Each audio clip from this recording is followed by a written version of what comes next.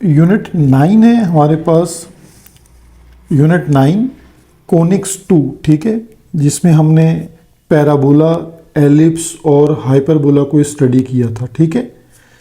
इसमें एक्सरसाइज इस वक्त 9.2 जो एलिप्स है, इससे रिलेटेड आपसे एक बहुत इंपॉर्टेंट क्वेश्चन को डिस्कस करूंगा, ठीक है। लेकिन असल कंडीशन जो डिस्कस करनी है वो ये है, हमारे पास एक टॉपिक है find unknown when line touches the curve. अब मैंने कर्व का वर्ड यहाँ इसलिए यूज़ किया है कि ये आपके पास पैराबोला भी हो सकता है, यानी सर्किल, पैराबोला, एलिप्स और हाइपरबोला, चारों तरह का हमारे पास कोनिक हो सकता है, ठीक है। ये टॉपिक दोनों चैप्टर्स में मौजूद है आपके पास, यानी कोनिक 1 और कोनिक 2 दोनों में ये जो टॉपिक है वो आपके पास मौजूद है, ठीक है।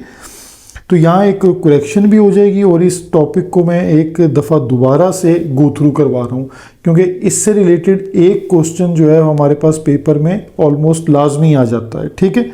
अब देखें, यहाँ जब लाइन किसी भी कर्व को टच करे, ठीक है, उसके लिए कंडीशन ऑफ टेंजेंसीज आपने पढ़ी हैं। अब आपने सर्किल में, यानी जो हमारे पास कंडीशन ऑफ टेंजेंसी को रीड किया है वो है C equal to plus minus A under root 1 plus M square. ये एक्सरसाइज 8.2 का आपके पास टॉपिक है और क्वेश्चन नंबर 3 और 4 से रिलेटेड क्वेश्चन बन जाता है। फिर आपने जो कोनिक 2 में पैराबोला में यही क्वेश्चन पढ़ा है, जहाँ टेंजेंसी की कंडीशन है C equal to A upon M। Exercise 9.1 का क्वेश्चन नंबर 7 इससे रिलेटेड है। देन हमारे पास नेक्स्ट कोनिक है एलिप्स, ठीक है। अब एलिप्स में हमने यही टॉपिक के लाइन जब टच करती है एलिप्स को तो हमें किसी अननोन की वैल्यू फाइंड आउट करनी है। एक्सरसाइज 9.2 का टॉपिक है ये क्वेश्चन नंबर 5। लेकिन यहाँ एलिप्स में देखें दो कंडीशंस बन जाती हैं। अगर अलोंग एक्स एक्सिस है हमारे पास तो हमारी कंडीशन ऑफ टेंजेंसी ये रहेगी, और अगर ये हमारे पास गिवन एलिप्स जो है वो अलोंग वाई एक्सिस है तो हमारी कंडीशन ऑफ टेंजेंसी ये बन जाएगी, ठीक है। और सिमिलरली इसी तरह हमारे पास जो लास्ट कोनिक है हाइपरबोला, हाइपरबोला में भी दो केस हैं हमारे पास, ठीक है। अब उसमें अगर अलोंग एक्स एक्सिस का केस है तो हमारे पास कंडीशन ऑफ टेंजेंसी ये बन जाएगी C equal to plus minus under root A square M square minus B square. और अगर ये अलोंग वाई एक्सिस है तो C equal to plus minus under root A square minus M square B square. और ये topic है exercise 9.3 से related question number 7, ठीक है। अब यहाँ देखें, आपको टेंजेंसी की कंडीशंस का याद होना ज़रूरी है, ठीक है। यानी लाइन जो है वो किसी भी कोनिक को टच करेगी और आपको अननोन फाइंड आउट करना है। अब इसके लिए आपको कंडीशन ऑफ टेंजेंसी का याद होना ज़रूरी है, ठीक है। अब इसका मैं एक ऑल्टरनेट मेथड आपके साथ जो है ना वो डिस्कस करूंगा, जिसमें आपको कोई भी फार्मूला याद रखने की ज़रूरत नहीं होगी। क्वेश्चन लेते हैं एक्सरसाइज 9.2 का क्वेश्चन नंबर 5 और उसका पार्ट B है। इसी क्वेश्चन में एक करेक्शन भी होगी और इससे रिलेटेड मैं एक ऑल्टरनेट मेथड भी आपसे शेयर कर दूंगा। अब हमारे पास जो क्वेश्चन है वो है द लाइन। अब देखिए, हमारे पास लाइन अगेन टच कर रही है, ये line 2x minus y plus c equal to 0 will touch, ये देखिए ये कंडीशन आ गई द एलिप्स। और एलिप्स आपके पास आपको देखना है कि अलोंग एक्स एक्सिस है या अलोंग वाई एक्सिस है। तो ये देखते ही हम बता सकते हैं कि ये अलोंग जो है वो वाई एक्सिस है, यानी पॉजिटिव वाई एक्सिस के अलोंग ये बन रहा है, ठीक है। तो ये एलिप्स की कंडीशन यहाँ क्लियर हो गई आपको।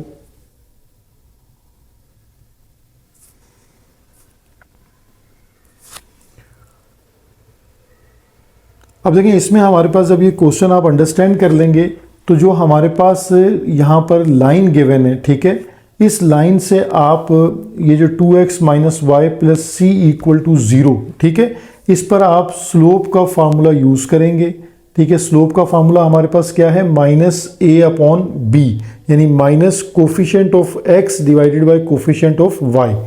तो यहाँ हम वैल्यूज़ पुट करेंगे। हमारे पास A की वैल्यू क्या है, जो x का कोफिशिएंट है, और जो y का कोफिशिएंट है वो हमारे पास क्या है, b। तो जब a और b की वैल्यूज पुट करेंगे तो हमारे पास यहाँ से स्लोप फाइंड आउट हो जाएगा। देन हम अपने कोनिक की तरफ आ जाएंगे, ठीक है। कोनिक हमारे पास जो गिवन है यानी x square upon 3 plus y square upon 4 equal to 1। इसे हम इसकी जर्नल इक्वेशन के साथ कंपेयर कर लेंगे, ठीक है। ये हमने देख लेना है कि अलोंग एक्स एक्सिस है या अलोंग वाई एक्सिस है। तो हमारे पास इस वक्त ये अलोंग क्योंकि वाई एक्सिस है तो ए स्क्वायर की वैल्यू हमारे पास बन जाएगी 4 एंड बी स्क्वायर की वैल्यू बन जाएगी 3, ठीक है। अब जब आपके पास ए स्क्वायर बी स्क्वायर और एम की वैल्यू आ जाए तो अब आपने कंडीशन ऑफ टेंजेंसी को सोचना है, ठीक है। तो कंडीशन ऑफ टेंजेंसी हमारे पास क्या है, अलोंग वाई एक्सिस के लिए c equal to plus minus under root a square plus M square b square, ठीक है। अलोंग एक्स एक्सिस होता तो a square m square plus b square की कंडीशन होती। अब आप इसमें वैल्यूज को पुट करें, यानी प्लस माइनस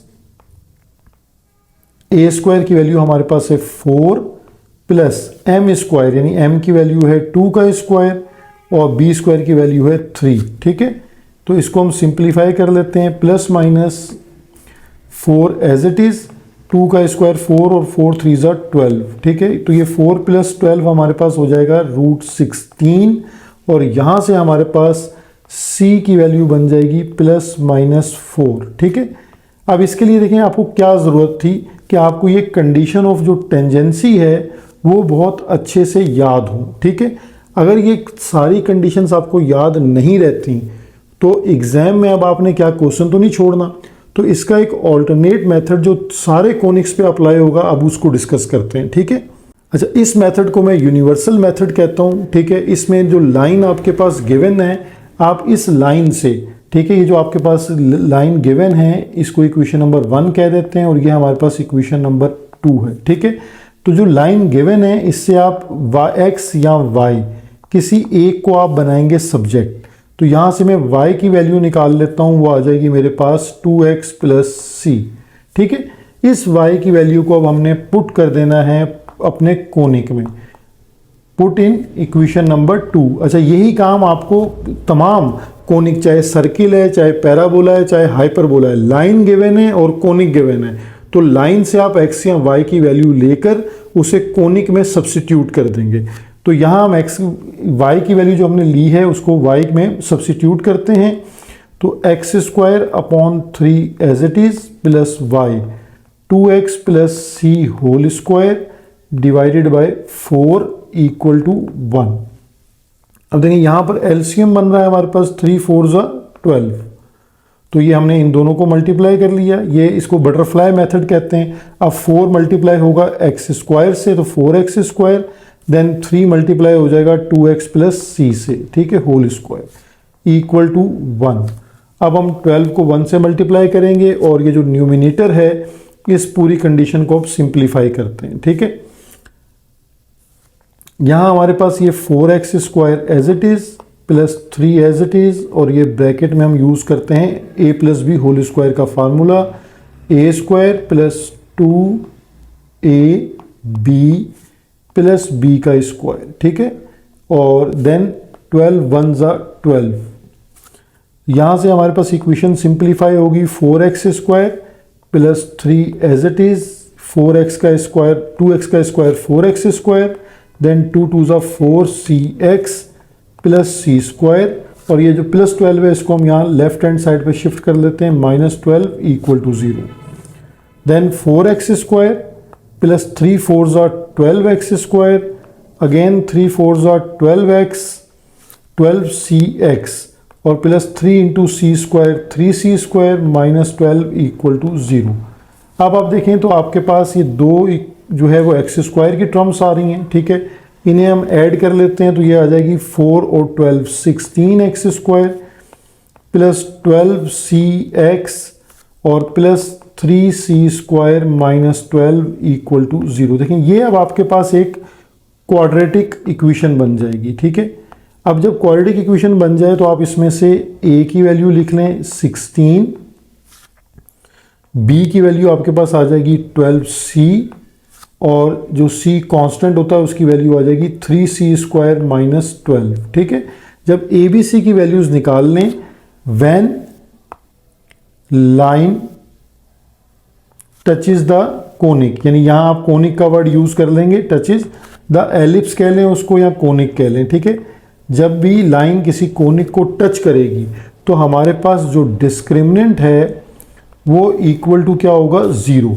और डिस्क्रिमिनेंट का फार्मूला आपको हमेशा याद रहेगा, ये फार्मूला आपको नहीं भूला होगा, b² - 4ac इक्वल टू 0। अब आप अपनी वैल्यूज़ को इसमें पुट कर दें तो b की वैल्यू है 12c whole square minus 4, a है 16 और c की वैल्यू है 3c² माइनस 12 इक्वल टू 0, ठीक है। तो यहाँ पर 12c का स्क्वायर हमारे पास हो जाएगा 144c², 4 into 16 64, 3c² minus 12 equal to 0, ठीक है। अब हमारे पास 144c² एज इट इज़ है और 64 को हम 3 से मल्टीप्लाई करेंगे, ठीक है। तो हमारे पास 192c² आ जाएगा, माइनस माइनस प्लस हो जाएगा और 64 इंटू 12 से हमारे पास वैल्यू आ जाएगी 768 इक्वल टू 0। अब देखिए 144 और माइनस 192 जो है हमारे पास माइनस का 48c² हो जाएगा और ये जो 768 की टर्म है हमारे पास, इसे हम शिफ्ट कर देंगे राइट वर्ड तो minus 768, then c² equal to minus 768 divided by minus 48, ठीक है। इन दोनों को अगर आप डिवाइड कर लें 768 डिवाइडेड बाय 48 तो हमारे पास जो रिजल्ट आता है कैंसिलेशन के बाद वो आता है 16। तो आफ्टर टेकिंग स्क्वायर रूट, जब आप इस पे स्क्वायर रूट लेंगे दोनों तरफ तो आपके पास स्क्वायर से रूट कैंसिल हो जाएगा। तो देन c की वैल्यू देखें आप, यही +-4 आपके पास आ रही है, ठीक है। तो ये इसका जो यूनिवर्सल मेथड है इसमें आपको ये टेंशन ख़त्म हो जाती है कि आपने कोई कंडीशन ऑफ टेंजेंसी पर्टिकुलरली याद करनी है with respect to the conic. यानी अगर आपको वो कंडीशंस याद हैं तो वेल एंड गुड, लेकिन अगर वो कंडीशन भूल जाती है या उसमें आपको प्रॉब्लम हो रही है तो आप इस यूनिवर्सल मेथड से ये जो 4 बड़े टॉपिक्स हैं इनको इजीली कवर कर सकते हैं, ठीक है। होपफुली आप अंडरस्टैंड कर गए होंगे। अब आप इन क्वेश्चंस को दोबारा गो थ्रू करें और फिर मुझे अपना फीडबैक दें कि आपको जो है वो क्वेश्चन करने में कितनी आसानी हो रही है, ठीक है। Thank you.